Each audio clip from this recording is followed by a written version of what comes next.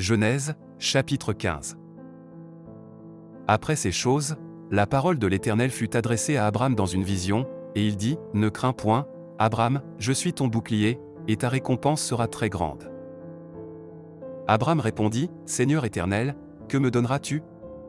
Je m'en vais sans enfant, et l'héritier de ma maison, c'est Éliézer de Damas. » Et Abram dit, « Voici, tu ne m'as pas donné de postérité, et celui qui est né dans ma maison sera mon héritier. » Alors la parole de l'Éternel lui fut adressée, en ces termes, « Ce n'est pas lui qui sera ton héritier, mais celui qui sortira de tes entrailles sera ton héritier. » Et après l'avoir conduit dehors, il dit, « Regarde vers le ciel, et compte les étoiles, si tu peux les compter. » Et il lui dit, « Telle sera ta postérité. » Abram eut confiance en l'Éternel, qui le lui imputa à justice.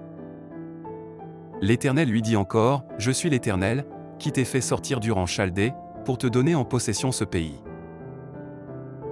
Abram répondit, « Seigneur Éternel, à quoi connaîtrai-je que je le posséderai? » Et l'Éternel lui dit, « Prends une génisse de 3 ans, une chèvre de 3 ans, un bélier de 3 ans, une tourterelle et une jeune colombe. » Abram prit tous ces animaux, les coupa par le milieu, et mit chaque morceau l'un vis-à-vis de l'autre, mais il ne partagea point les oiseaux.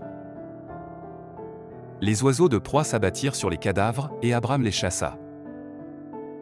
Au coucher du soleil, un profond sommeil tomba sur Abram, et voici, une frayeur et une grande obscurité vinrent l'assaillir. Et l'Éternel dit à Abram, « Sache que tes descendants seront étrangers dans un pays qui ne sera point à eux, ils y seront asservis, et on les opprimera pendant 400 ans. Mais je jugerai la nation à laquelle ils seront asservis, et ils sortiront ensuite avec de grandes richesses. Toi, tu iras en paix vers tes pères, tu seras enterré après une heureuse vieillesse. À la 4e génération, ils reviendront ici, car l'iniquité des Amoréens n'est pas encore à son comble. » Quand le soleil fut couché, il y eut une obscurité profonde, et voici, un four fumant et une flamme de feu passèrent entre les animaux partagés. En ce jour-là, l'Éternel fit alliance avec Abram, et dit, « Je donne ce pays à ta postérité, depuis le fleuve d'Égypte jusqu'au grand fleuve, au fleuve d'Euphrate.